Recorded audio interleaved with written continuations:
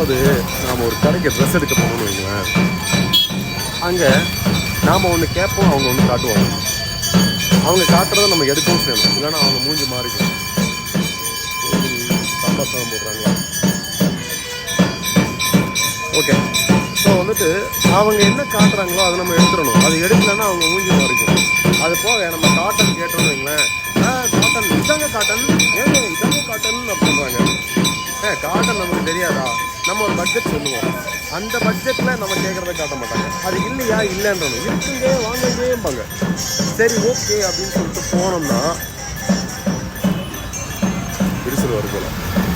சரி ஓகேன்னு நம்ம போனோம்னு வைங்களேன், அவங்க இரிட்டேட் பண்ணுறதுலே, அதாவது அவங்களுக்கு இன்னும் ஒரு டார்கெட் இருக்கும்.